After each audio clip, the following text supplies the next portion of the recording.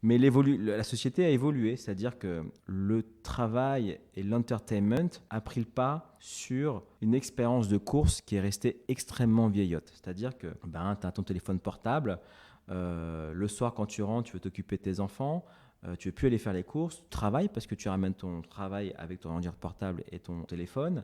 L'Internet a permis d'avoir l'entertainment tout le temps à la maison, c'est-à-dire Netflix, Twitch, YouTube, les chats pour discuter avec tes amis. Donc finalement, tout ton temps libre est grignoté par ces choses-là, d'accord. Et le temps pour faire ses courses est devenu plus faible.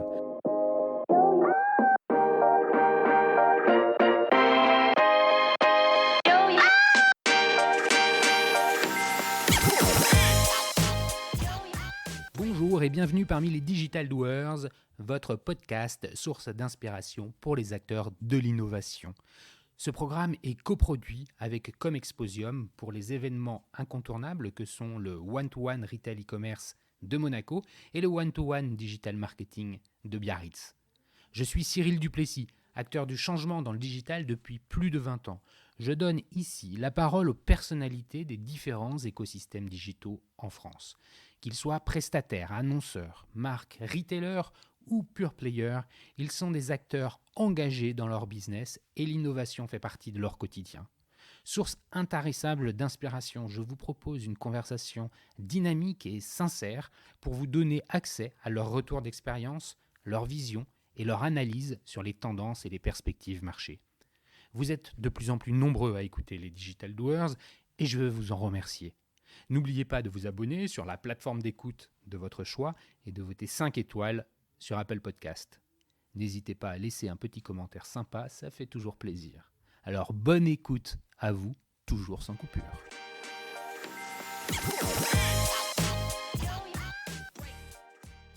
Aujourd'hui, nous poursuivons notre compréhension des changements majeurs qui sont à l'œuvre dans la distribution alimentaire.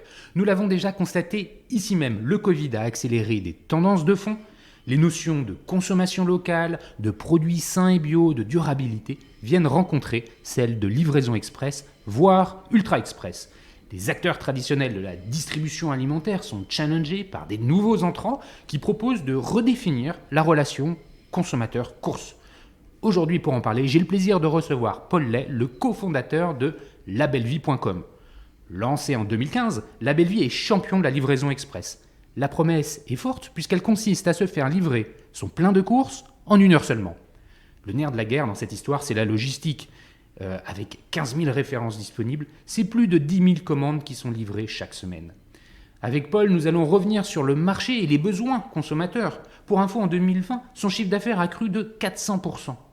Nous nous attarderons ensuite sur l'exécution des opérations. Nous parlerons du sourcing, du stockage, de la préparation de commandes ou encore de la livraison. Bien sûr, nous aborderons les questions de la relation client, de la stratégie d'acquisition et donc du plan de déploiement territorial de labellevie.com. Mais avant de commencer, Paul, pourrais-tu te présenter en quelques mots ? Eh bien, bonjour, je m'appelle Paul Lay, donc je suis fondateur de labellevie.com. J'ai 38 ans, j'ai 2 enfants, pas encore mariés, mais ça ne saurait tarder. Voilà. Bon, bravo. Alors ton parcours un petit peu, t'es plutôt un ingénieur, t'es plutôt un marketeur, t'es plutôt un commercial, c'est quoi ? Je suis plutôt un commercial, marketeur, mais très curieux et touche à tout. Voilà. J'aime le business, mais j'aime aussi creuser ce qu'il y a derrière au niveau des opérations. Et ça a toujours été comme ça depuis ma tendre enfance. Voilà. Bon, alors tu as fait une première, tu as fait des études à l'université, puis je crois que tu as une formation en marketing. Marketing, Ouais. voilà. Quelle a été finalement la première expérience qui t'a mis le pied à l'étrier ? La significative, je ne te parle pas de ton stage. La significative, en fait, je me définis comme un gros bosseur. Et la première expérience, et tu vas voir, ça n'a rien à voir, qui m'a montré qu'en bossant, on pouvait avoir de l'ambition et de l'ambition très grande. C'était en 2002-2003. Et désolé, c'était un stage. Et c'est un stage d'1 an dans le cabinet du maire et député maire Manuel Valls. D'accord. Et alors, qu'est-ce que tu as retenu parce que tu as l'air de dire que c'est quand même quelque chose de significatif qui Bien sûr. a eu une incidence sur la suite de ton parcours professionnel. Qu'est-ce que tu retiens de ça? Je retiens qu'il faut toujours être proche du terrain, d'accord? D'être un gros bosseur. Gros bosseur, c'est 7 sur 7. Et le sens du détail de chaque position, de chaque événement, de chaque mot. Ça, c'est quelque chose qui m'a énormément marqué durant toutes ces années où j'ai eu la chance, toute cette année, où j'ai eu la chance d'être vraiment à côté d'un monstre politique. Faut se rappeler qu'en les années 2000, c'était quand même la personnalité politique préférée des Français. Ça a un peu changé évidemment, mais j'ai vu un monstre de travail et quelqu'un qui avait une vision extrêmement long terme. C'est-à-dire qu'on était dans les années 2002-2003 et on parlait des années 2020 dans ce cabinet. Et ça m'a énormément marqué. Donc ça m'a appris qu'il fallait avoir une vision long terme et bosser. Et quand on avait de l'ambition, la patience et la force de travail, finalement, rien d'impossible. On comprend. Qu'est-ce que tu faisais plus particulièrement pour lui, puisque tu viens quand même de l'aspect marketing, concrètement, en 2002 Exactement, je viens de l'aspect com marketing, je gérais le site internet. D'accord. Voilà. Ok. J'étais en vrai, ça n'existe pas ce métier, j'étais une espèce de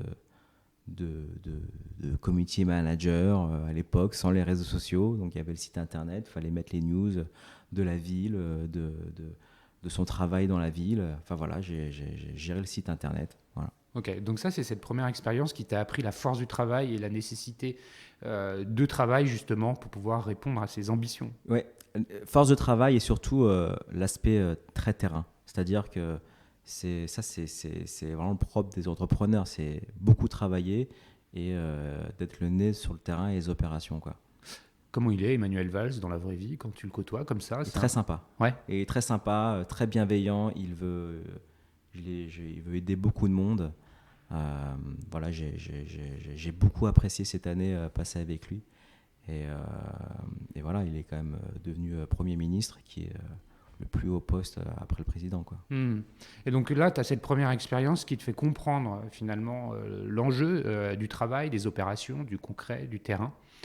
Ensuite, j'ai vu ton parcours sur LinkedIn. Il y a d'autres étapes. On a parlé d'Alenis. Avant, il y en a eu d'autres Alors, avant d'Alenis, en fait, je suis arrivé, après les États-Unis et mes études, je suis arrivé en France et je voulais travailler dans des petites structures où j'avais l'occasion de faire beaucoup de choses parce que je n'avais pas envie d'être dans une case.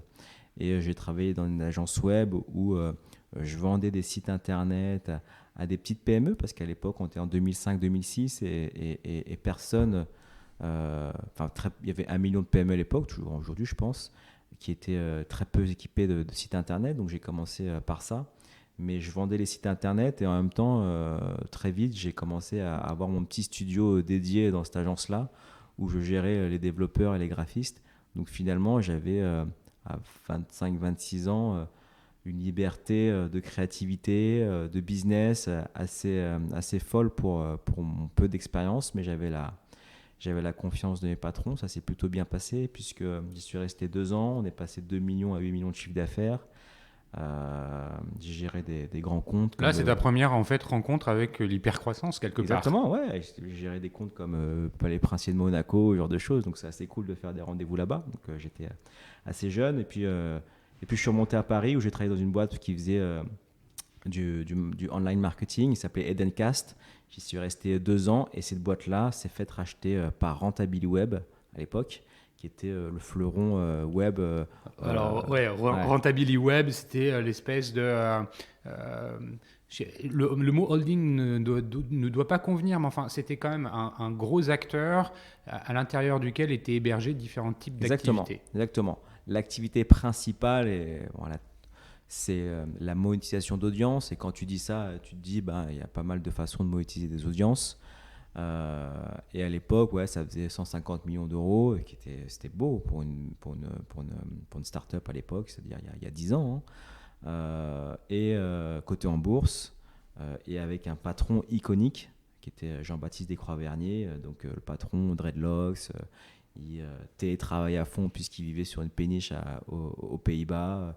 Enfin voilà, c'était assez fun. Donc je suis chez Dentcast. Dentcast se fait racheter par Rentabiliweb.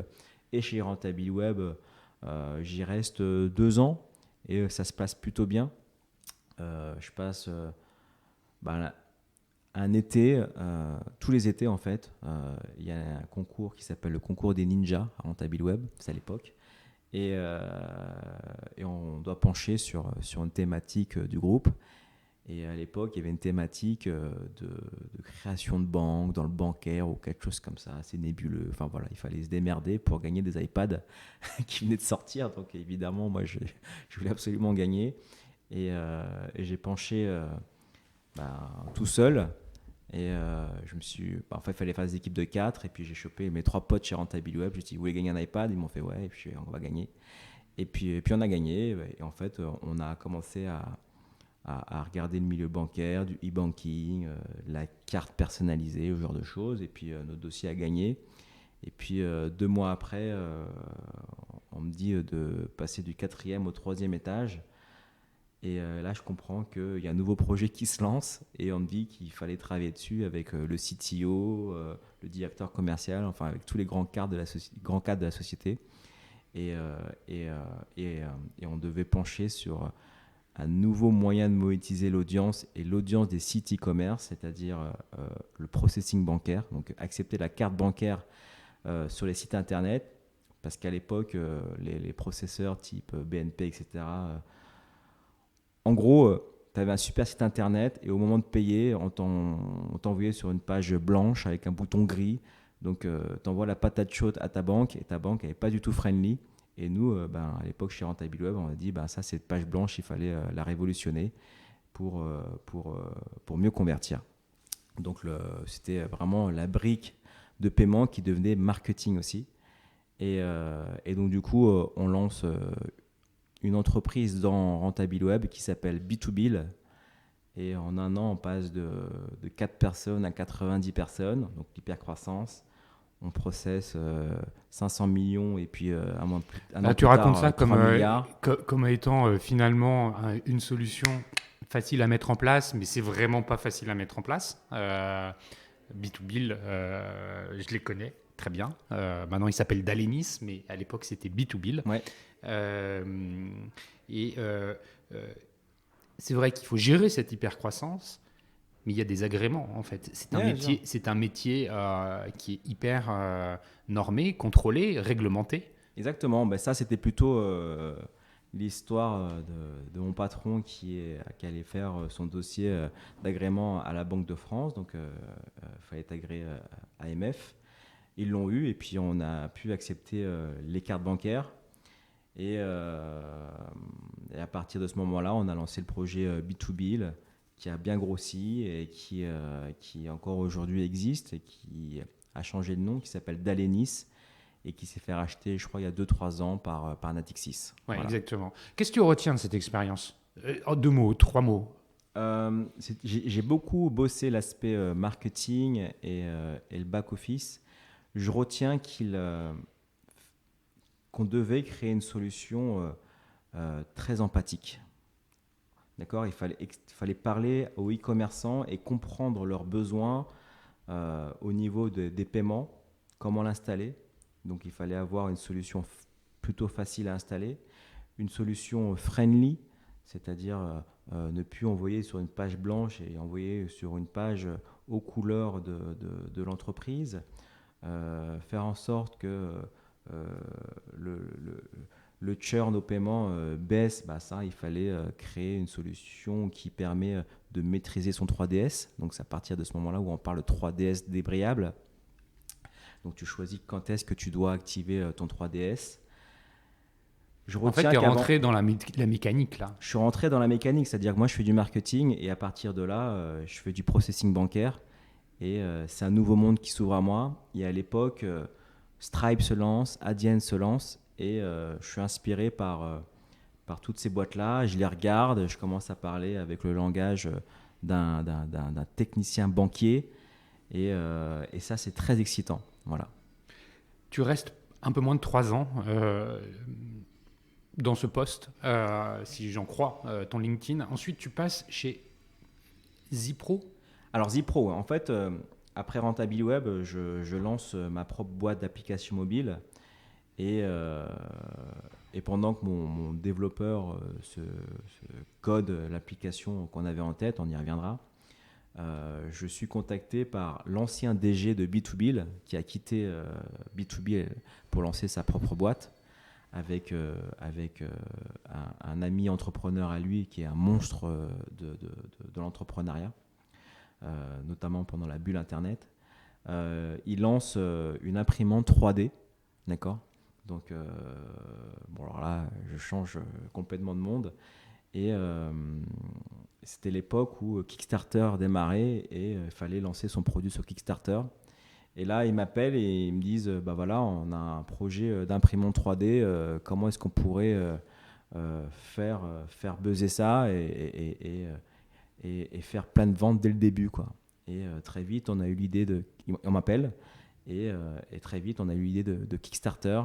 Et là, le patron de la boîte, Philippe Guglielmetti, dit c'est une super idée. Il l'avait aussi. Et puis on bosse pendant un mois en France. Et pendant ce mois-là, on se dit mais en fait, le terrain, il est à San Francisco. Et là, je me rappelle qu'il prend des billets d'avion pour tout le monde. Il loue une maison et on part 3 mois lancer le Kickstarter et faire le Kickstarter à San Francisco. Et là, ça se passe bien, je crois. Ça se passe super bien. On lance donc Zipro sur Kickstarter et on fait quasiment $400,000 qui à l'époque de Kickstarter, où il y avait quand même... Ouais, c'est dans les top, c'était les top levées. 10% des plus grosses levées sur Kickstarter. Le projet, in fine, Le projet revient en France, il lève de l'argent avec différents VC. Et puis évidemment, c'est un peu plus dur le hardware et il meurt quasiment 1 an et demi après avoir levé, je crois, 3 ou 4 millions d'euros. Ok, donc bon, c'est une expérience hyper intéressante parce que ça apprend aussi que l'hypercroissance, c'est bien, mais il y a aussi, enfin, est une réalité, il y en a une autre qui c'est parfois que ça ne fonctionne pas. Et je pense que ça, c'est structurant dans une démarche professionnelle de savoir que tout ne fonctionne pas. Tout ne fonctionne pas et peu importe avec qui tu le fais. On a quand même fait cette boîte. Enfin, cette boîte-là a quand même été faite par Philippe Guglielmetti. Guglielmetti, c'est dans les années 2000, il monte Integra. Integra, c'est 1500 personnes, market cap à, je crois, 2 milliards, plus jeune patron du SBF 120 à 34 ans. Après l'éclatement de la bulle, il revend $200 millions à Verizon. Enfin voilà, c'était quand même... c'est pas n'importe qui. Il y avait, effectivement, même les meilleurs peuvent se tromper. Exactement. Ensuite, tu crées ta boîte. Ouais. Et là, on se rapproche vachement plus du retail, si je dis pas de bêtises. Complètement. C'est quoi? C'est une app Drive to Store. Exactement, c'est une app Drive to Store. En fait, déjà à cette époque-là, la première app s'appelle Hungry Now. Et en fait, elle permet de trouver ton fast-food dans le monde entier, ton fast-food préféré. Et en fait, la base de données qui est derrière est la meilleure pour trouver ces fast-food dans le monde entier. Et c'était même mieux que Google à l'époque. Parce qu'on avait développé notre propre algo et parfois même replacé des McDonald's, des Quick et des Flunch à la main sur Google Maps, quoi. Enfin, et ça, on l'a fait pendant des heures et des heures. Parce qu'une base de données, tu peux faire tous les algos que tu veux, mais à un moment donné, il faut la vérifier. Et parfois, il y a rien de plus rapide que faire à la mano, quoi. Donc, on lance Hungry Now. Et Hungry Now, en fait, c'est le premier étage de la fusée pour une application qui te permet de te faire livrer ton fast-food. Ok. Voilà, c'était mon idée, c'était de faire Deliveroo et Uber Eats il y a. C'est ce que j'allais dire. Ouais, c'est ça. J'ai quitté en fait Rentabiliweb pour lancer cette boîte-là à l'époque pour faire la livraison de fast-food. Comment tu développes ça? Tu as des moyens? Alors, j'ai pas de moyens, j'avais juste un associé développeur et brillant développeur.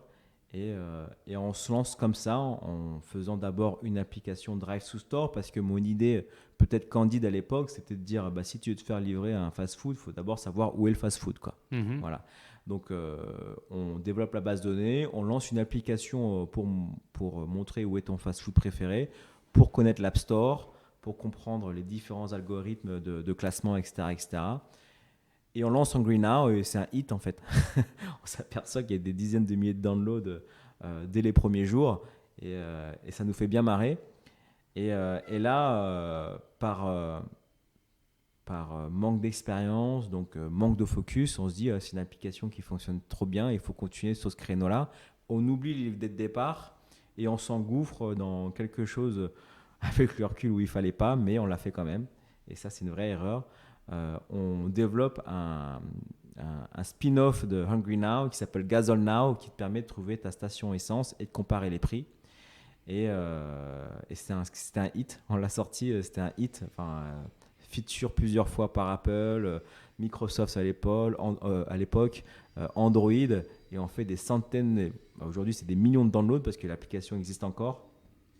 Récompensé dans tous les concours d'applications mobiles. Enfin voilà, c'était super, mais on a développé 2 applications en 2 ans, mais sans chiffre d'affaires, quoi. Ouais, c'est ça, le business model derrière, c'est quoi?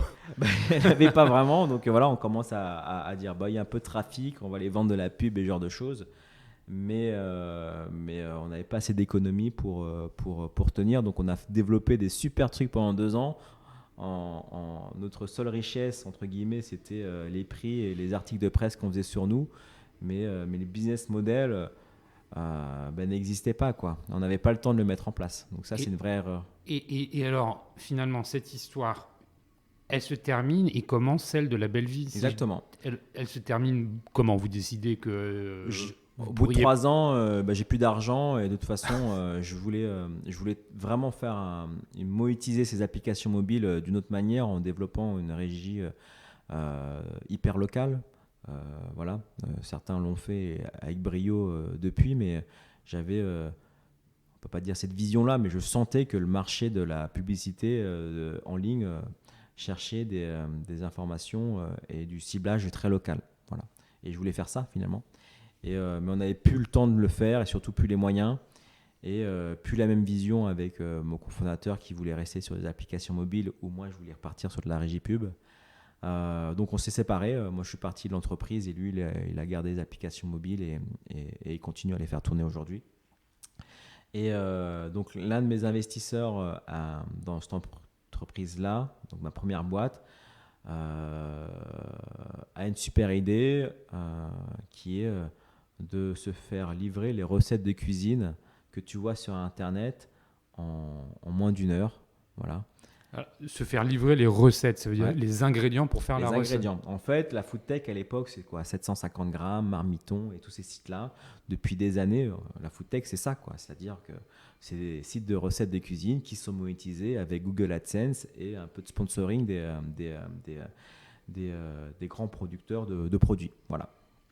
Et on se dit, il y a quand même d'autres choses à faire.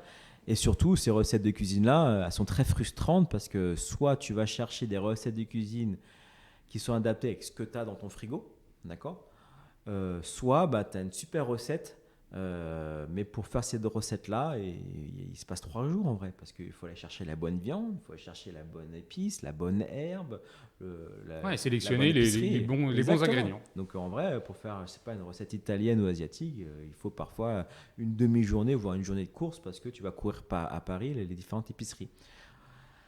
À côté de ça, tu as des services de livraison de courses complètement old school,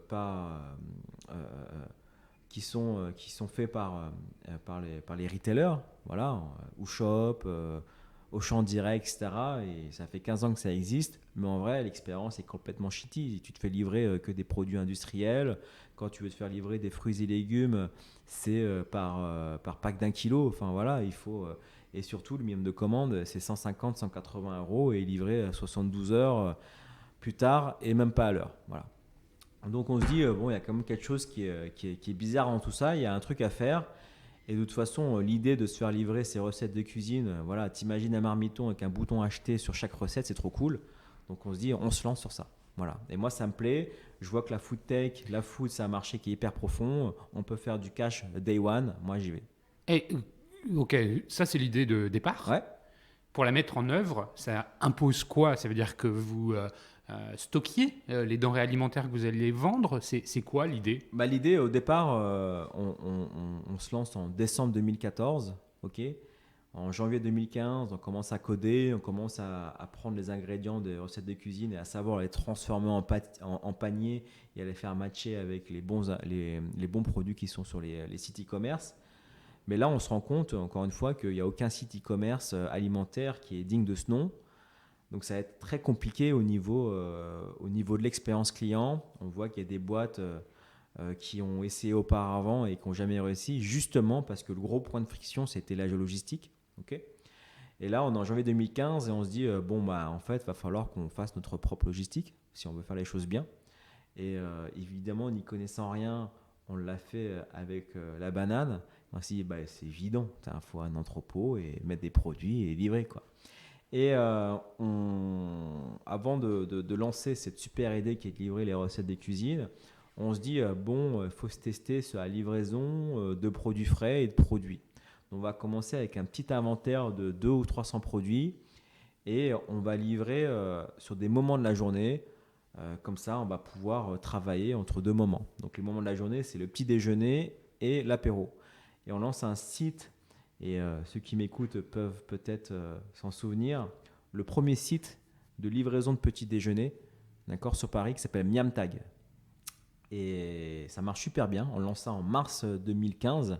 Donc, on prend l'entrepôt. Alors, attention, l'entrepôt, la belle étude géographique qu'on a fait, c'est-à-dire si on veut livrer dans Paris, le plus simple, c'est d'être au centre. Voilà. Donc, je prends mon vélo et je prends une carte et je fais le centre, c'est la Banque de France, c'est le Palais Royal. Et j'arrive rue Croix des Petits Champs, donc c'est la rue qui est vraiment... c'est la Banque de France. Ah ouais, je vois très bien. Et il y a un ancien fleuriste qui est en train de se casser, donc un 120 mètres carrés. Et je dis, c'est super, on a trouvé notre local. Donc c'est un 120 mètres carrés. C'était 40 mètres carrés au rez-de-chaussée et 80 mètres carrés en sous-sol, avec des jolies voûtes en pierre, très charmant pour faire une cave à vin. Et voilà. Donc là, vous avez fait votre local. On fait notre local. Et puis vous avez, pour le petit-déj, c'est quoi? Des baguettes, des croissants, des croissants, saumon, un peu des œufs, voilà, des produits frais. Quelques fruits, probablement. Quelques fruits, des jus de fruits, des jus d'orange qu'on faisait nous-mêmes avec notre donc vous stockez tout ça, et là, vous allez chercher les premières commandes. On va chercher les premières commandes. Et la première commande, globalement, comment vous les livrez, les premières commandes? Alors, les premières commandes... vous allez mieux pas que ce soit Porte d'Italie que... Non, les premières commandes... Alors, attention...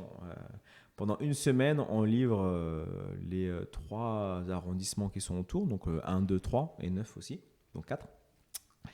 Et on livre en scooter, donc on achète des scooters, on embauche des livreurs et on livre tout simplement en scooter avec un top case comme des pizzas, quoi. Ok, et ça fonctionne. Et le soir, rebelote pour l'apéro. Exactement. Vous livrez les bouteilles d'alcool et les gâteaux d'apéro. C'est ça, le saucisson, jambon serrano.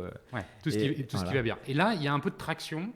Il y a la traction qui se fait bien. On a lancé le truc. De toute façon, on achetait des croissants, des produits frais le matin et on n'allait pas les jeter, quoi. Donc, au lieu de les vendre, on les donnait. Donc, on a appelé tous nos potes dans les boîtes. Je me rappelle, il y avait des boîtes comme Microsoft d'ailleurs. Et on disait, on te donne l'apéro ou le petit déjeuner, d'accord, et ce qu'on veut derrière, c'est quelques tweets d'employés et le tweet du community manager sur le site de la boîte. Et je trouve ça trop cool et on a commencé à lancer le truc comme ça. Donc du coup, on a arrosé tout le monde la semaine et le week-end, les employés ils commandaient. Et puis petit à petit, on a arrêté de donner et on a eu des commandes, des vraies commandes. Et on vendait à nos amis. Je me rappelle, j'étais sur Messenger partout. Ouais, tu veux pas un petit déjeuner? Tu veux pas un apéro? Vas-y, c'est trop bien. Et de toute façon, on faisait pas du tout gaffe au PNL, donc on blindait les sacs, quoi. Enfin, franchement, pour 20 balles, c'était magnifique, quoi. Ça fonctionne. Au bout d'un an, qu'est-ce qui se passe? Alors, ça fonctionne, et c'est pas au bout d'un an. Donc, on est en mars 2015. Et en avril-mai, on fait déjà 20 000 € par mois. Tu vois, au bout de 2 mois, c'est pas mal. Et là, avec mon associé, on se dit, on n'a pas fait tout ça pour être une boîte de livraison d'apéro et de petits déjeuner. Nous, notre truc, c'est quand même de connecter les recettes de cuisine. Et donc, du coup, en juin 2015, on lance le 2e étage de la fusée qui est, on arrête les temps forts de la journée et maintenant, on va livrer les produits frais et les courses. Et on lance un site qui s'appelle labellevie.com. Et là, il est né et on On va rentrer dans sa création et comment elle fonctionne un peu après, avant qu'on rentre justement, comme je le disais en introduction, dans le détail de comment vous avez fait pour aller continuer cette histoire qui a commencé avec les petits-déj et les apéros. J'adore cette histoire. Pour livrer d'abord des recettes, puis des courses, puis aujourd'hui l'ensemble des courses, 15 000 références. Et qu'on comprenne bien tout ça. Donc, merci pour cette présentation. On voit bien que tu es un entrepreneur né et que tout n'a pas toujours été facile, et ce qui est probablement est une force pour toi pour aujourd'hui développer la belle vie. Avant qu'on parle vraiment de cette proposition de valeur, j'aimerais bien qu'on prenne un peu de hauteur et qu'on parle du marché de la distribution alimentaire. Aujourd'hui, on voit bien que beaucoup de choses changent. Il y a des nouveaux entrants, la belle vie. Je ne vais pas citer d'autres concurrents. Mais il y en a trop, ça. Il y en a trop. Il y a les acteurs traditionnels qui essayent eux aussi, tant bien que mal, de réorienter cette proposition de livraison express. Et puis aussi, on a les consommateurs qui veulent plus tout à fait consommer exactement la même chose. Alors, c'était des tendances qui existaient il y a déjà quelques années, qui se sont vues accélérer en 2020 avec le Covid. Bref, j'ai l'impression qu'on est vraiment à un tournant majeur en France dans la distribution alimentaire, qu'on réinvente beaucoup de choses. J'aimerais avoir ton sentiment sur ça, sur ce contexte un peu de la distribution alimentaire. De toute façon, nous, on l'a toujours senti. C'est-à-dire que quand tu écoutes notre histoire en 2015, on s'aperçoit que le e-commerce alimentaire est quelque chose de très mal adressé. Et on peut avoir des milliards en banque et même s'appeler Amazon, on ne réussit pas, notamment en France. Donc on l'a toujours senti que ce moment qu'on vit aujourd'hui, c'est-à-dire cette transformation accélérée, allait arriver. On a commencé comme du Q-commerce, on l'a fait en 2015 en vrai, on livrait en 30 minutes les apéros. Q-commerce, voilà. Donc pour quick commerce, voilà. La livraison ultra rapide. Et comment tu perçois vraiment les besoins, les attentes des consommateurs, ces évolutions entre 2015 et 2021 Voilà, il y a le turning point qui est 2020. Avant, il y avait des choses. Aujourd'hui, en 2021, quels sont les constats que tu portes, tu poses, qu'est-ce que tu vois ? En fait, le retail classique doit évoluer parce que la société, et notamment les urbains, le Q-commerce marche bien dans les grandes villes, a changé. C'est-à-dire qu'il y a 30 ou 40 ans, les supermarchés et les hypermarchés ont été créés pour faciliter et faire gagner du temps. Parce que dans un centre commercial, dans une surface de vente, il y avait tout ce dont tu avais besoin. D'accord ? Et en même temps, ça faisait la sortie avec les enfants et en famille. Dans les hypermarchés, on a mis le boucher, le primeur, qui finalement a tué le boucher et le primeur du coin, pour beaucoup. Okay ? Donc ça, c'est il y a 40 ans. Mais la société a évolué, c'est-à-dire qu'aujourd'hui, le travail et l'entertainment a pris le pas sur une expérience de course qui est restée extrêmement vieillotte. C'est-à-dire qu'aujourd'hui, quand tu vis à Paris et dans les grandes villes, tu as ton téléphone portable. Le soir, quand tu rentres, tu veux t'occuper de tes enfants. Tu ne veux plus aller faire les courses. Tu travailles parce que tu ramènes ton travail avec ton ordinateur portable et ton téléphone. Tout l'Internet a permis d'avoir l'entertainment tout le temps à la maison, c'est-à-dire Netflix, Twitch, YouTube, les chats pour discuter avec tes amis. Donc finalement, tout ton temps libre est grignoté par ces choses-là, d'accord ? Et le temps pour faire ses courses est devenu plus faible. Tu veux dire, en fait, on va remettre les priorités un peu autrement. Exactement. Et les IPA supermarchés ont été créés pour nous faire gagner du temps, mais aujourd'hui, ils nous font perdre du temps. D'accord ? Et qu'est-ce qui fait gagner du temps aujourd'hui ? Ça va être l'expérience digitale. C'est-à-dire, c'est d'avoir les mêmes expériences en hypermarché et en supermarché, mais depuis ton téléphone ou ton ordinateur portable, pour derrière profiter de ces moments de vie et avoir son entertainment. Okay ? Et je parle vraiment dans le milieu urbain. Le temps pour faire ses courses, c'est terminé. L'expérience des courses et plus personne veut faire ça. D'accord ? Donc, le retail physique est en train de changer. Il est en train de changer en proposant des expériences. Et là, il y a tout un working process qui est en train d'être fait. C'est-à-dire qu'ils sont en train de chercher la bonne formule pour attirer le client. Et le client doit avoir du plaisir dans le magasin. Il y a de la découverte, il y a des animations, etc., etc. Mais encore aujourd'hui, personne n'a trouvé la bonne formule parce que finalement, entre choisir d'aller faire ses courses pendant 3 heures au supermarché ou à l'hypermarché ou bien se faire livrer ses courses en 15 minutes ou 1 heure, ben, le choix il est vite fait pour les Parisiens, surtout en termes de prix. Donc, le retail… Tu veux dire en termes de prix, c'est-à-dire qu'aujourd'hui, en ligne, tu retrouves une offre qui est similaire à celle que tu retrouves en supermarché. Exactement. Au niveau du prix. Exactement.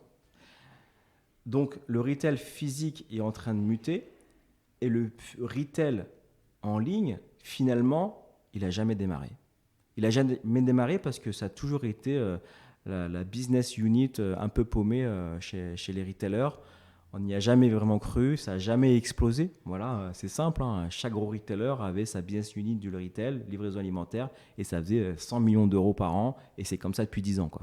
Tu es d'accord pour dire que les choses ont quand même vachement changé, on parle beaucoup plus d'omnicanalité et que les canaux de distribution sont en train de se croiser. Les canaux de distribution sont en train de se croiser, d'accord, mais aujourd'hui, la croissance du e-commerce alimentaire, elle ne se fait pas sur les expériences de livraison, mais sur le drive.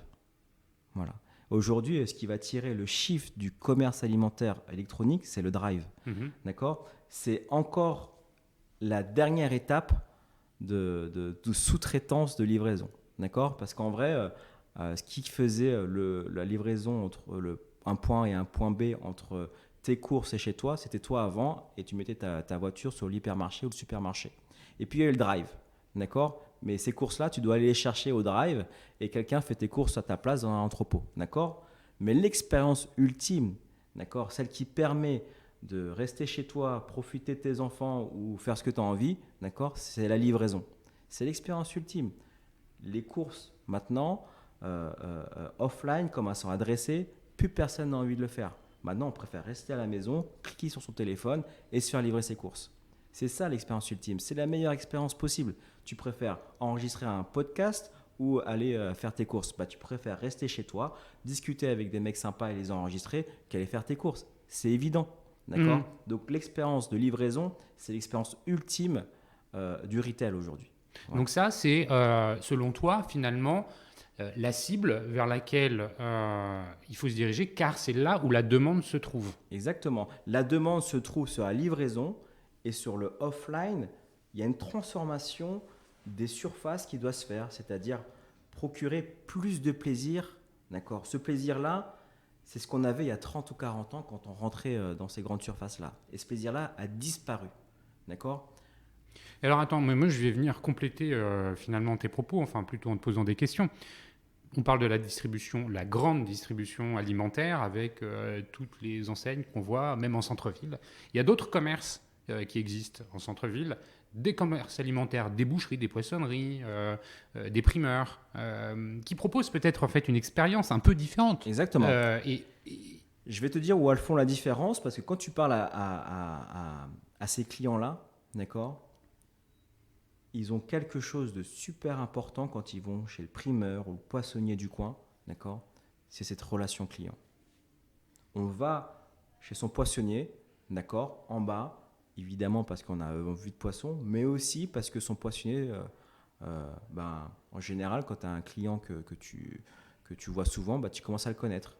Tu sais que tel client préfère du saumon. Tu sais en fait que tu es reçu, tu n'es pas un numéro, tu n'es pas quelqu'un qui passe dans la rue, qui dit tiens, ce lien social-là ne disparaîtra jamais. D'accord ? Et ce lien social a peut-être disparu de chez les retailers. Mais il n'a jamais vraiment existé, en fait. Tu ne peux pas avoir ce genre de relation dans un hypermarché ou dans un supermarché, tu es d'accord ? Au début, c'était la promesse. Tu avais ton fromager, tu avais ton boucher, etc. Mais bien sûr, mais tu n'avais pas cette relation. Il y a un flux. Maintenant, c'est terminé. C'est-à-dire que cette relation-là… Et ça, c'est hyper intéressant ce que tu dis, parce qu'on y reviendra sur justement comment vous, à la belle vie… Un retailer est à la base un épicier. Oui. C'est un épicier. Un épicier, c'est quelqu'un qui connaît ses clients, qui sait lui vendre le bon produit, qui va dire « Ah, bonjour Madame Michu, vous voulez… votre petit saumon la dernière fois était super bon, je viens de le recevoir ce matin, il est super frais. » Mais du coup, Voilà. Ça, avant c'est qu'on ne super. passe sur justement comment vous faites à labellevie.com, le consommateur aujourd'hui, il est assez friand en 2021 de cette expérience qu'il peut avoir en centre-ville. On parlait beaucoup, et tu le disais il y a 40 ans, des hypermarchés qui vident les centres-villes, des petits commerces, puisqu'ils proposent tout en un seul et même endroit. On l'a entendu longtemps, cet argument-là. J'ai l'impression qu'aujourd'hui, on entend finalement peut-être quelque chose de différent avec des consommateurs qui sont prêts à aller dépenser leur argent chez les petits commerces en bas de chez eux. Tu partages Je partage parce qu'en fait, ce qu'on a perdu avec les grands retailers, c'est la confiance. C'est-à-dire que on va chez notre primeur du coin parce qu'il sait qu'il va aller chercher cette petite patate de Seine-et-Marne, etc. Pendant 20 ans, la grande distribution nous a abreuvé et servi que des produits industriels et parfois dangereux pour notre santé. Donc il y a une vraie cassure de confiance avec le retail. C'est pour ça que tous les retailers, Carrefour, Auchan, Système U, etc., aujourd'hui investissent à fond dans la communication et dans la relation avec les petits producteurs locaux, avec le français, etc., pour regagner cette confiance-là. Il y a une vraie distance entre le retail aujourd'hui et les produits industriels. Et même les industriels aujourd'hui comprennent ça. C'est-à-dire que, bon, c'est vrai, on vous a servi une soupe complètement mauvaise pendant 20 ans, maintenant on va essayer de se racheter. Okay. Mais cette relation de confiance, elle est complètement ternie et ça a permis de faire un shift vers ceux en qui tu as un peu plus confiance, c'est-à-dire ton voisin d'en bas, ton petit poissonnier, ton petit primeur, etc., qui eux jouent la carte transparence. Mon petit poisson, il vient du pêcheur pêcher ce matin, c'est français, c'est bio, c'est local, c'est pas nourri avec de la merde, etc., etc., etc. Okay. Et ça, ça fait que nos poissonniers, nos épiciers d'en bas, ils revivent, et tant mieux, parce qu'ils ont compris l'essentiel, c'est-à-dire que l'honnêteté, la confiance et la connaissance client, ça doit être ça qui doit être au cœur du retail aujourd'hui. Alors, attends, merci beaucoup pour ce constat en fait et ce contexte marché. Et effectivement, c'est toujours intéressant d'entendre un professionnel nous expliquer un petit peu les choses en mouvement et on comprend bien qu'effectivement la grande distribution, les retailers traditionnels se réinventent et ils comprennent qu'il y a des choses qui ont changé. Les consommateurs ne veulent plus qu'on lui serve la même soupe et puis il a besoin de transparence, d'authenticité, de durabilité, et puis tu le disais finalement d'une expérience ultime puisque son mode de vie aujourd'hui est différent, qui est celle donc de la livraison, de se dire je veux consacrer mon temps disponible à des choses à forte valeur ajoutée pour moi, consommateur, c'est-à-dire en n'étant pas consommateur justement, du temps de famille, du temps de sport, de culture, d'entertainment, comme tu le disais tout à l'heure. Ça, c'est quelque part l'ensemble des éléments de marché avec lesquels vous allez composer, vous, La Belle Vie, votre recette. Ouais. Vous allez défendre vous allez construire, et vous avez construit une proposition de valeur qui va aller, tu parlais de recette tout à l'heure, je fais exprès le parallèle, vous allez comprendre tout ça pour construire quelque chose de singulier. J'ai l'impression que la singularité, et dis-moi si je me trompe, c'est justement cette promesse d'avoir un hyper, parce que 15 000 références, c'est à peu près celle d'un hyper, disponible à 1 heure de chez toi. Enfin, à 1 heure chez toi. Voilà. Pas de chez toi. Dans 1 heure, c'est chez toi. C'est une promesse qui est hyper forte. Avant qu'on y arrive, je reviens justement sur l'histoire que tu racontais tout à l'heure. Donc, vous lancez La Belle Vie, les histoires de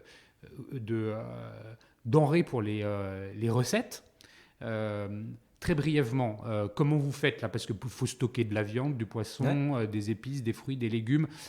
T'es plus chez ton petit fleuriste de la rue de la Banque. Comment ça se passe? On y reste quand même 2 ans et demi dans ce petit 120 mètres carrés. Je t'avoue qu'on l'a fait exploser. Et les voisins doivent me haïr. Mais bon, c'est comme ça, c'est la vie. Très concrètement, tu sais, tu as besoin de mettre des produits frais au frais, tu achètes des frigos et tu les mets au frais. Tu as besoin de mettre des produits frais à différentes températures, tu achètes plusieurs frigos et tu mets plusieurs températures. Comment tu te sources? Où est-ce que tu vas aller chercher tous ces produits? Parce que tu me parlais tout à l'heure, c'est très important. le sourcing, c'est super important. Est-ce que tu vas les sourcer auprès des mêmes, des mêmes fournisseurs que la grande distrib? Est-ce que tu choisis un autre chemin? Comment tu fais? C'est un chemin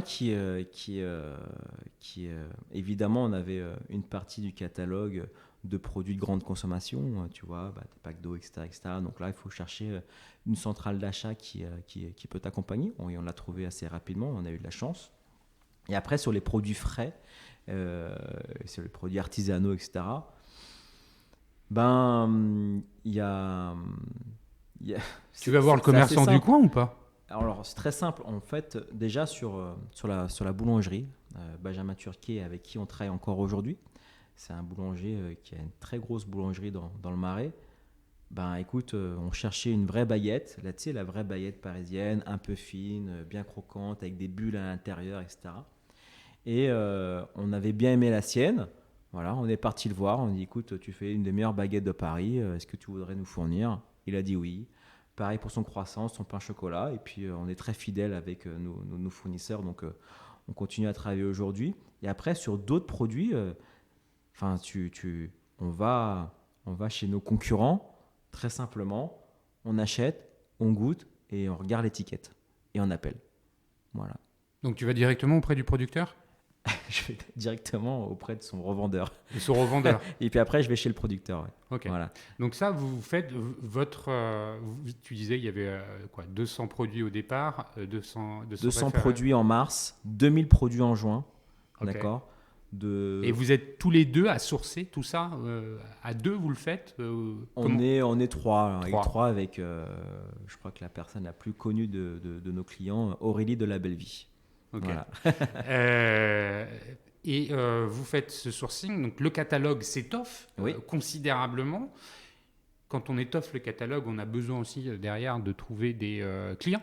Oui. Parce qu'il y a aussi une capacité de stockage, et puis il faut que ça tourne, et puis il y a les dates de péremption qui arrivent. Donc c'est quand même des aspects. Tout ça, on l'apprend. Donc depuis, nous, on vient de la tech, et day one, on a décidé de développer nous-mêmes ce qu'on appelle le Warehouse Management System, c'est-à-dire le logiciel qui va gérer la vie. Le WMS, quoi. WMS, qui va gérer la vie de tout ce qui se passe dans notre entrepôt.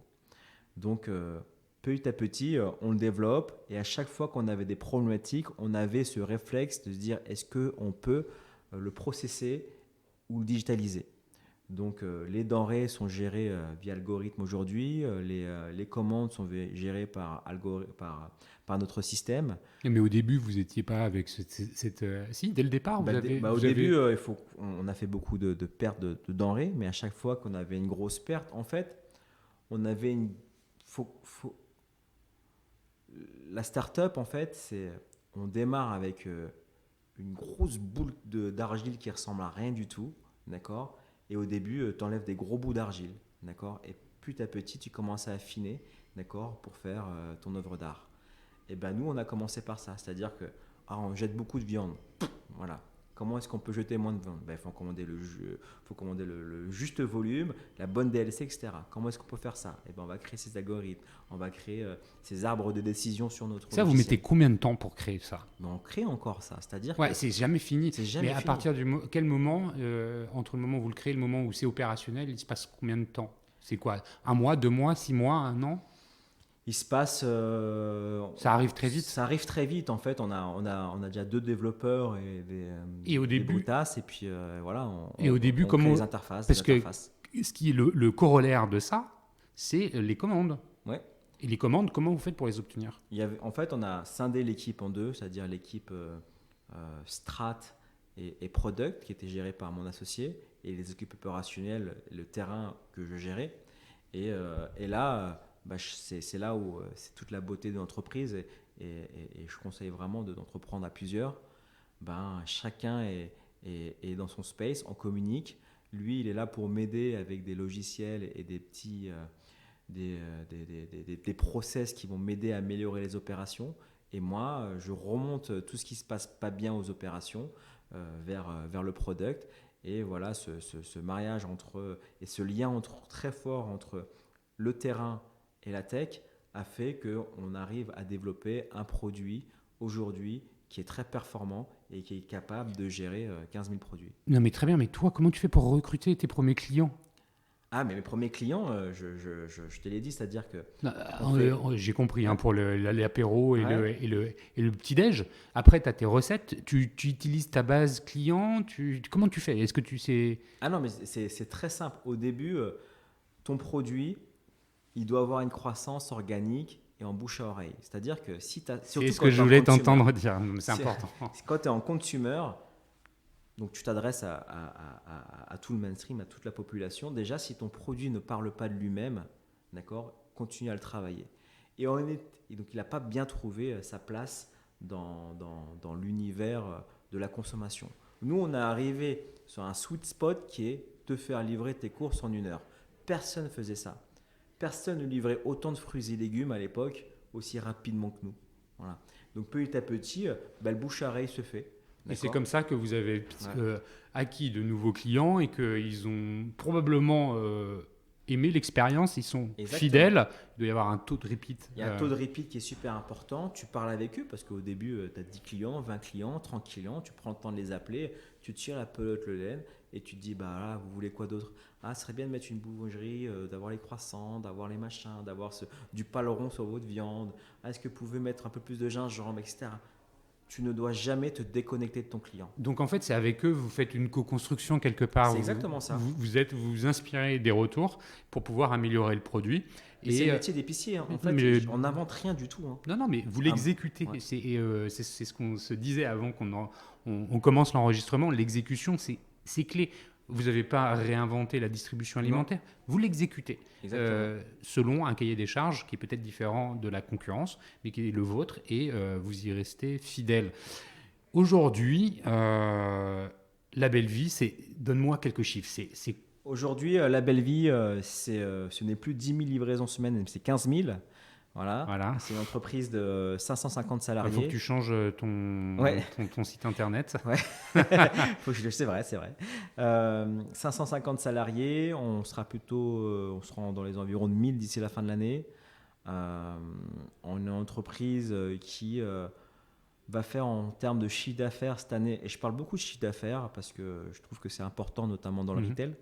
Parce que ça prouve aussi que ton produit est aimé et adopté. Donc, on va finir l'année pas loin des 80 millions de chiffre d'affaires, ce qui nous met presque au niveau de tous les acteurs historiques en termes de livraison à domicile en Ile-de-France.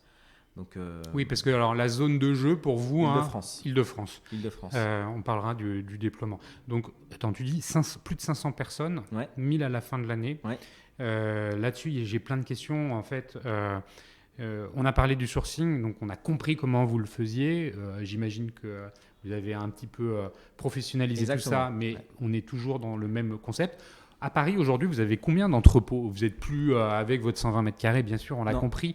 Il y a combien d'entrepôts? Aujourd'hui, il y a 2 entrepôts de 1500 mètres carrés, donc il y a 3000 entrepôts de 3000 mètres carrés de surface. Et d'ici la fin d'année, il y en aura 6. Donc là, à partir de juillet, j'en ouvre un quasiment tous les mois. Ils sont situés aux extrêmes de Paris, aux portes? Aujourd'hui, dans Paris. On a 6 ans de data sur nos clients, d'accord, et on est capable d'ouvrir l'entrepôt qu'il faut au bon endroit avec la bonne typologie de produits. Ok. Donc, ces entrepôts, ils peuvent gérer du frais, ils peuvent gérer... C'est le même dogme aujourd'hui qui existait en juin 2015, sauf que les frigos sont plus grands et les étagères sont plus grandes. Ouais. Est-ce que tu es à l'aise avec le mot de dark store? Bien sûr. En fait, le dark store, c'est un mot que j'utilisais en 2017-2018. Donc, je suis très à l'aise avec ça. Et on a complètement... c'est juste qu'on n'avait pas d'agence de communication à l'époque parce qu'on était occupé à mettre les courgettes dans les sacs. Mais là, tu as 15 000 références dans 1500 mètres carrés. Exactement. Ok, c'est super optimisé. C'est super optimisé, c'est très dense. Et quand je dis optimisé, c'est déjà dans l'espace, c'est aussi dans le rythme des livraisons avec les 200 fournisseurs qu'on a aujourd'hui. On travaille 24/24, 7 jours sur 7. Voilà, c'est une boîte qui ne s'arrête jamais. Les livreurs, ce sont vos livreurs, ce sont des prestataires de services. Comment ça fonctionne? Alors, la livraison? Il faut comprendre qu'on a commencé il y a 6 ans, donc le business de la livraison a explosé en même temps que nous et Uber Eats et Deliveroo, etc. etc. Donc, et l'époque était différente il y a 6 ans, c'est-à-dire que avoir des auto-entrepreneurs et des sociétés de livraison, c'était normal et il fallait le faire il y a 6 ans. Aujourd'hui, ça change. Donc aujourd'hui, la seule chose aujourd'hui qui n'est pas internalisée, c'est le service de livraison. Donc on travaille avec des sociétés de livraison, comme beaucoup d'ailleurs. Mhm. Mais là, dans 10 mois, on aura notre propre service de livraison. On est en train d'y travailler. Donc je suis en train de créer une autre boîte dans la boîte actuellement. Et je suis en train de créer ce service de livraison-là pour garder la même qualité qu'on a, parce qu'on a un service de livraison j'ai l'impression, qui est loué pour sa qualité. Et on va ne faire que l'améliorer. Et voilà, je suis très content de retrousser les manches et de me relancer là-dedans. Quel est dans le process, le workflow, les étapes qui sont décris-nous, enfin on les imagine, mais décris-nous un peu comment ça fonctionne chez vous et là où c'est le plus critique. Le client constitue son panier, il passe par le checkout. Tu utilises de Lenis? Non, Stripe.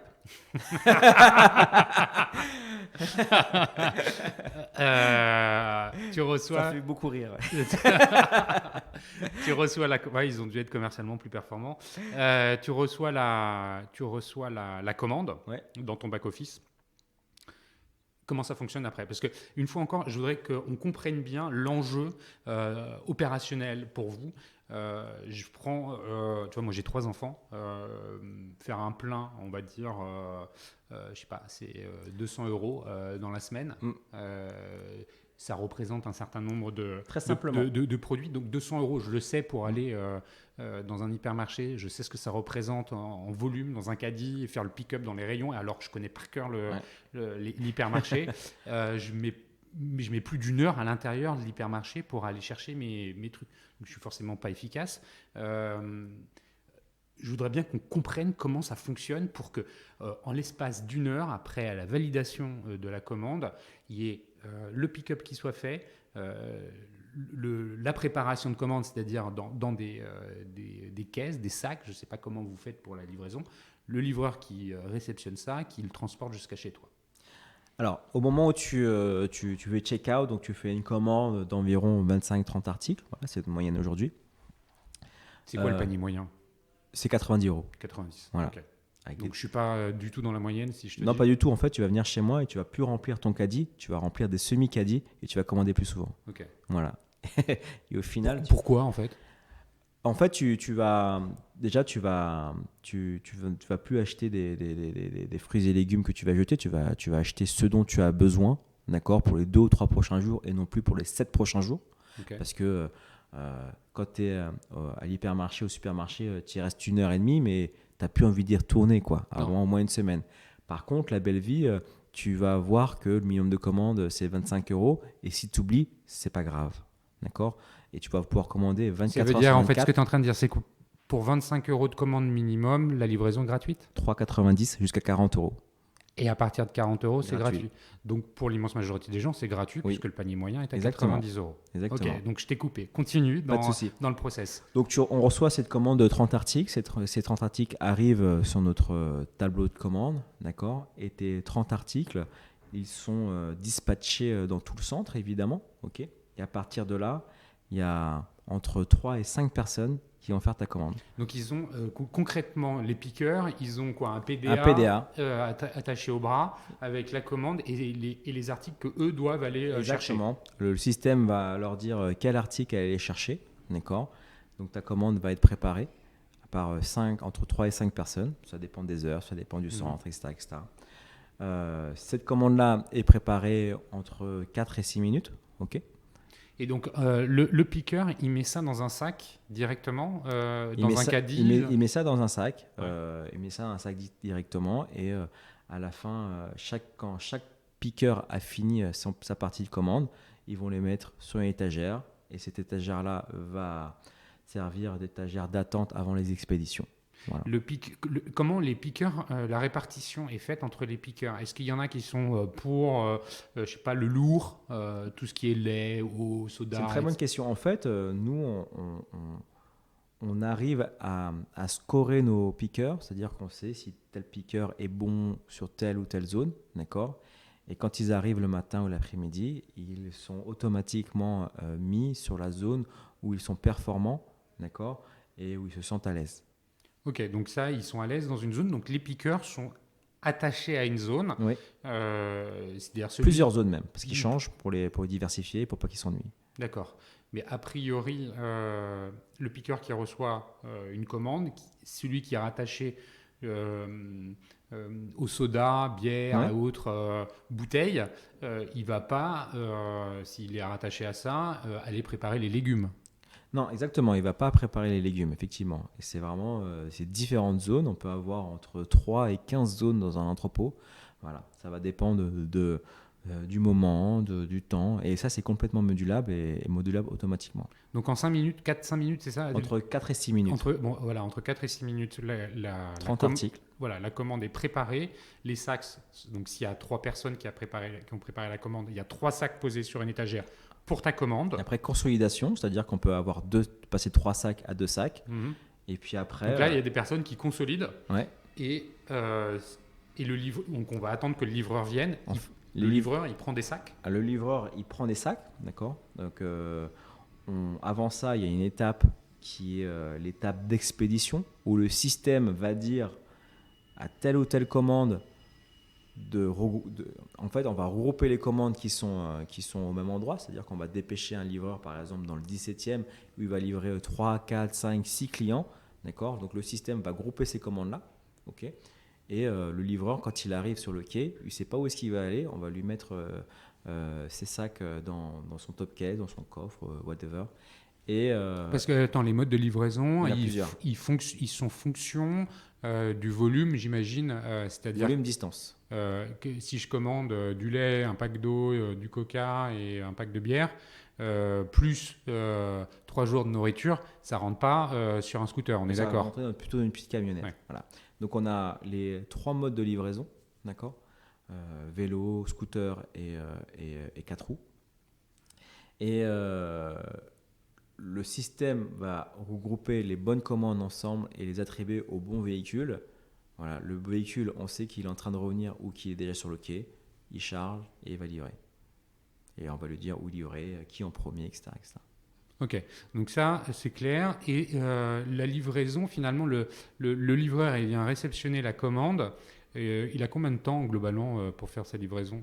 Globalement, il a entre 1 heure et 1 heure et demie. Ouais. Et donc, c'est plus d'1 heure alors? Parce qu'en fait, il y a des gens il y a une partie de nos commandes qui sont commandées ce qu'on appelle le dès que possible, c'est-à-dire en moins d'1 heure. Et il y a une partie de commande qui est programmée. C'est-à-dire que moi, consommateur, je sais que dans 1 heure, je ne serai pas là. Donc, je ne veux pas avoir une livraison dans 1 heure, mais je la veux dans 2.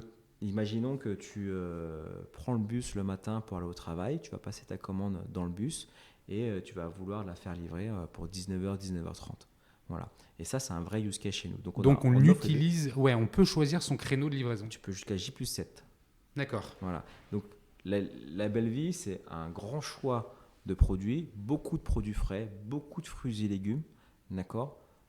Et c'est surtout un accompagnateur de vie parce que ça te permet de te faire livrer tes courses vraiment quand tu le souhaites.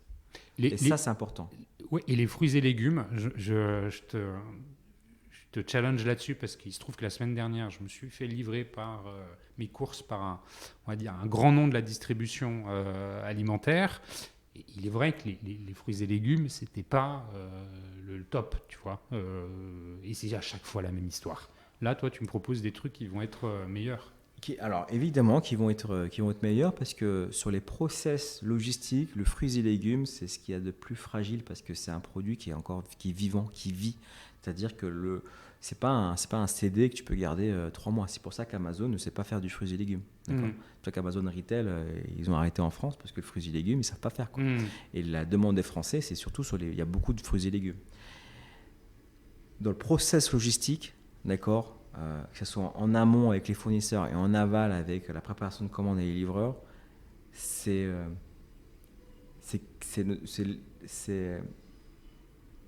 là où il y a le plus de process chez nous. C'est là où il y a le plus de check chez nous. Parce que le fruit et légumes, c'est très important. Pour la conservation, mais aussi pour le sourcing. Bien sûr. Ça ne vient pas du même endroit. Bien sûr. Merci pour la précision, même si je me doutais de la réponse.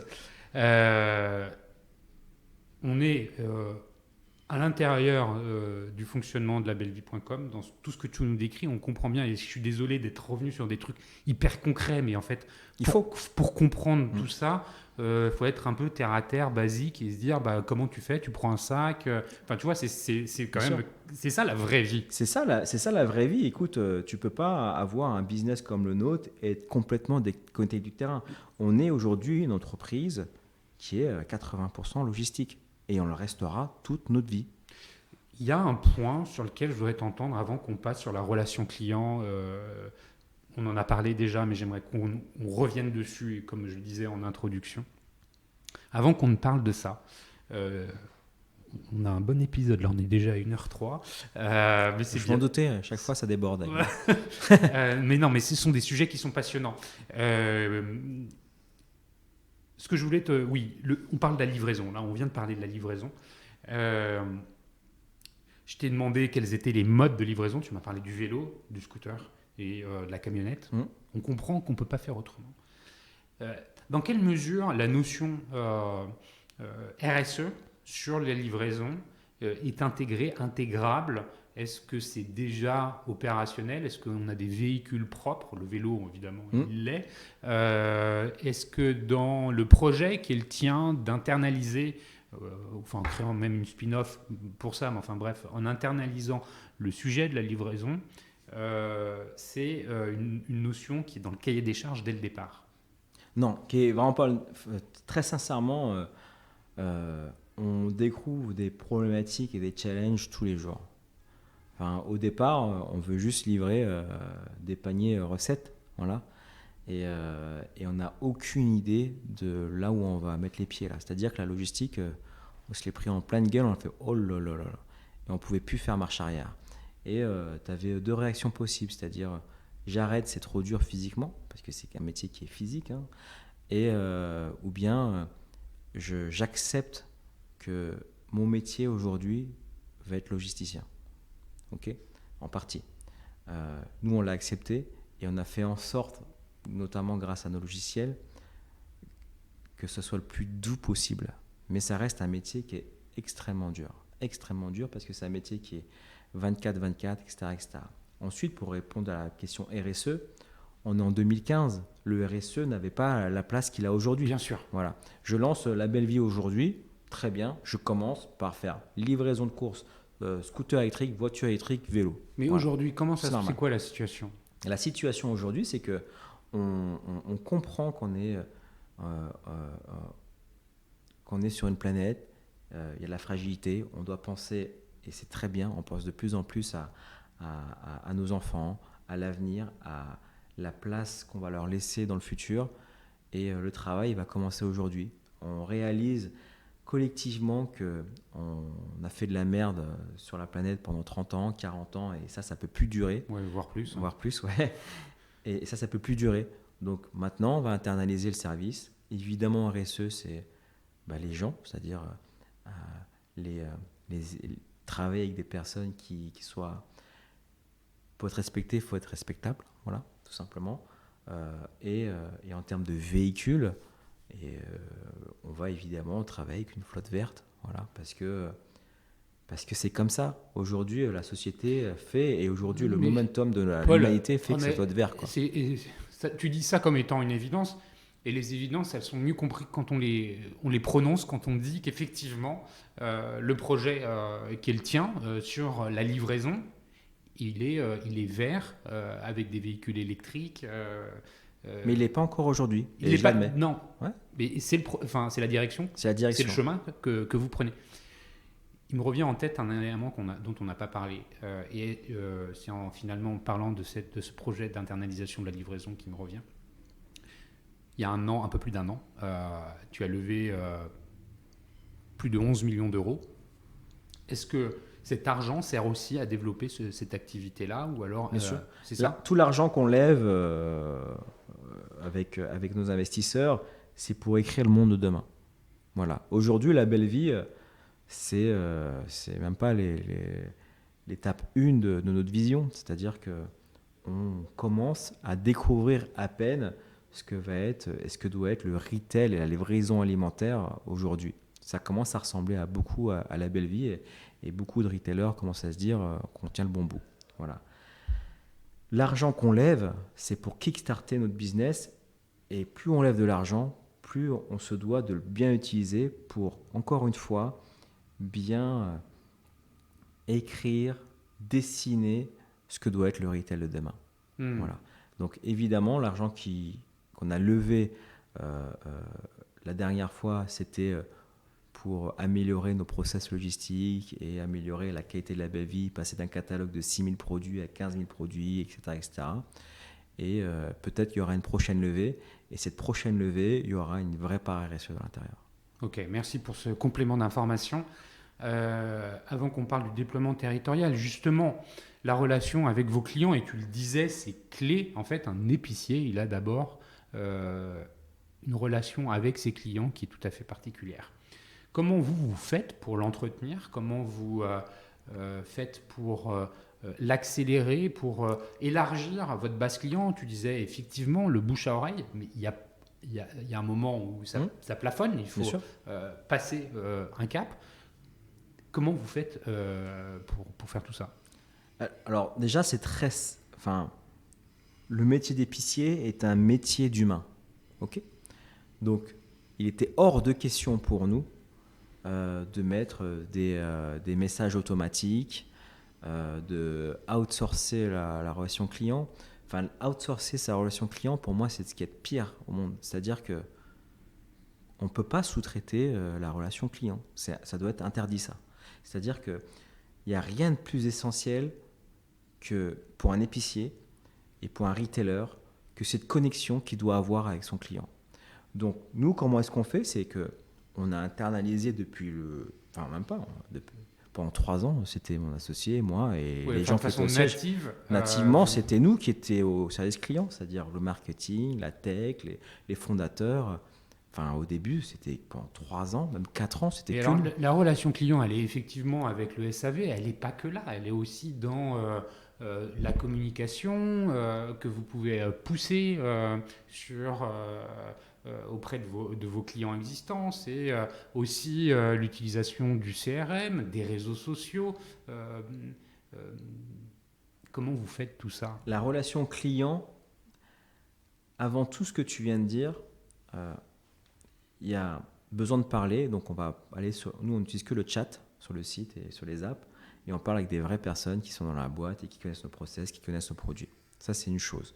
Et dès qu'il y a un problème, le service client, c'est le pourvoyeur de la to-do de tous les services. C'est-à-dire qu'il y a un problème sur la tomate, tout de suite, le service client est connecté avec le bon entrepôt et le responsable primeur, directement, en live. C'est-à-dire que tu reçois une tomate, elle n'est pas belle, on va le savoir tout de suite. Tu vas aller sur le chat, tu vas dire, elle n'est pas belle ma tomate, 30 secondes après, le primeur... Ok, je suis en train de comprendre un truc dans ce que tu dis, c'est que finalement, le chat, c'est la ligne directrice de toute la communication avant-vente et après-vente. Exactement.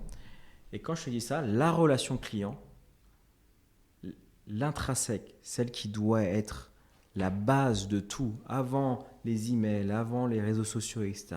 La relation client que tu dois avoir, c'est la relation de tenue de promesse. Tu vas sur la belle vie, tu dois être livré en temps et en heure. Okay, et encore ça, c'est même pas le point numéro 1. C'est-à-dire que quand tu veux acheter tel produit, tu dois recevoir le bon produit et de la bonne qualité. C'est-à-dire que c'est la base. C'est-à-dire que les gens viennent chez nous parce qu'il y a une qualité de produit. Ils ne viennent pas chez nous parce qu'ils ont entendu du bien de nous ou un code promo. D'abord, ils viennent parce qu'il y a des bons produits. Il y a des bons produits auxquels sont associés les produits de tous les jours. Exactement. Et déjà... fournir des bons produits de qualité, bien sourcés, bien traités, ça, c'est la meilleure relation client que tu peux avoir. C'est-à-dire que, imagine-toi, dans tes rêves les plus fous, tu adores les fruits et légumes, évidemment, et que j'arrive devant ta porte avec le plus beau panier de légumes qui brille et qui est super goûtu, etc. Ça, c'est la meilleure relation client que tu peux avoir. Ok, ça je le comprends. C'est que ça. Et votre relation, elle est là-dessus. Comment vous utilisez la donnée? Est-ce que quand moi je rentre en relation avec labellevie.com, la personne qui est derrière le chat, qui prend la conversation Ouais. avec moi, elle peut m'identifier, elle peut savoir que je suis Cyril Duplessis et que j'ai déjà commandé 25 fois. Elle peut le savoir, mais elle ne le fait pas. Elle va savoir ton nom, Cyril Duplessis, évidemment, et elle va d'abord t'écouter, d'accord? Mais elle va pas te dire, il y a du saumon aujourd'hui parce que vous avez commandé sur 25 commandes 25 fois du saumon. Elle va d'abord vous écouter. C'est le plus important. D'accord, mais si dans la conversation, il y a un moment où il est nécessaire pour elle de revenir sur un historique de Elle commande, peut, elle peut. elle peut. Donc elle peut donner cette impression de me connaître. Oui, complètement. Et ça va faire que se bonifier ça. D'accord. Vous avez, comment vous, la data, vous l'utilisez autrement? Parce que tu le disais tout à l'heure, finalement, quand on ouvre un centre, en fait, on a tellement de data qu'on sait où l'ouvrir. On sait où l'ouvrir déjà, d'une, parce qu'on sait où sont nos clients, et on va savoir si à tel ou tel endroit, on doit acheter plus ou moins de tomates. Voilà. Il y en aura toujours au catalogue, mais on va savoir, tiens, bizarrement, c'est le coin où... Comment vous faites l'utilisation de cette data? Il y a des gens chez vous qui sont des data scientists? Bah, pas encore. Pas encore. Aujourd'hui, tu es dans une entreprise qui est logistique. On a développé notre WMS, OMS, enfin tout notre ERP logistique. Et cette data-là, la data client, on commence à peine à l'utiliser. D'abord, nous, notre travail ces 5 dernières années, ça a été construire une logistique du D'accord. dernier kilomètre qui est complètement inédite. Vous arrivez à la maturité, là, si je comprends Ouais. ce que tu dis, vous arrivez enfin à cette maturité qui va vous permettre... On ne veut pas être dans le bullshit de Non, start-upper mais et bien dire sûr. data scientist day one. Non, C'est non. pas vrai. Là, On n'est pas là. vous êtes Exactement. au moment où vous allez pouvoir commencer à utiliser Exactement. ça. Là, on est au moment où on a bien grandi, mais que le terrain de chasse et le terrain de jeu est immense. Et là, pour nous aider à accélérer, va falloir un peu plus que des muscles et des étagères et des frigos et des entrepôts, où là, la data va nous aider à aller bonifier notre travail. Hyper clair, merci beaucoup. Pour arriver sur la fin de notre conversation, c'est quoi le plan de déploiement de la belle vie? On comprend bien que pour adresser le marché comme vous l'adressez, vous ne pouvez pas avoir un plan hégémonique et national d'un coup, et vous devez le faire de façon granulaire, ville par ville. Donc là, l'Île-de-France est couverte. Exactement. En fait, c'est même pas ville par ville, c'est agglomération par agglomération. À chaque fois qu'on ouvre un centre, on sert une agglomération. C'est-à-dire que nous, on est en Île-de-France aujourd'hui, on sert 1300 villes. Okay, lorsqu'on va ouvrir l'agglomération de Lyon, de Lille, de Nantes et de Bordeaux, on va aussi servir toutes les villes qui sont autour. Donc à chaque fois qu'on arrive, en fait, on va servir des milliers de villes. Donc notre plan de déploiement est assez simple. C'est-à-dire que dès cette année, on aura ouvert le Nord et Lyon, et l'année prochaine, on va aller dans les 7 plus grandes agglomérations de France. Voilà. Quand tu as fait ça, tu as quadrillé 70% de la France. Ça veut dire que concrètement, quand tu vas ouvrir une autre région, le Nord, Lyon, restons sur Lyon, je suis lyonnais, tu replaques un modèle ou comment tu fais la... Je replaque un modèle logistique, ça c'est sûr. Par mais contre, au niveau sur des l'offre, achats, voilà. Et par contre, sur l'offre, tu mutualises? Tu fais des économies d'échelle? Je vais évidemment des économies d'échelle avec certains produits, Ouais. d'accord. Mais je pense que notre international à nous, déjà, c'est sortir d'Île-de-France. Et je suis très impatient d'aller découvrir les différences de consommation qu'on a dans toute la France. Et je sais qu'il y en a. Forcément. C'est sûr et certain. Voilà. Comme tu le disais déjà, en région parisienne, il y a des différences Exactement. de consommation et Ouais. on ne consomme pas autant de tomates dans un endroit Ouais. que dans un autre. Et il y aura des responsables régionaux, en fait? Oui, il y aura des responsables régionaux et on souhaite une entreprise qui soit ancrée dans ce territoire. Voilà. C'est très important pour nous, c'est aller développer des partenariats avec des producteurs locaux, avec les clubs de foot, avec les clubs de rugby. Enfin voilà, moi encore une fois, tout vient du terrain et de la terre. Voilà. Écoute, je pense que c'est une belle parole de fin. Non, Paul, est-ce que tu penses qu'on a couvert tout ce qu'il était nécessaire de couvrir quand on parle de la belle vie? Tu vas me dire, on peut encore en rajouter, c'est normal. Je peux t'en parler 8 heures, on mais est à c'était pas 1h17 d'enregistrement. Je pense qu'on a couvert quand même pas mal de choses. Merci beaucoup, Paul, d'être venu discuter de tout ça avec nous, avec autant de transparence et autant de détails.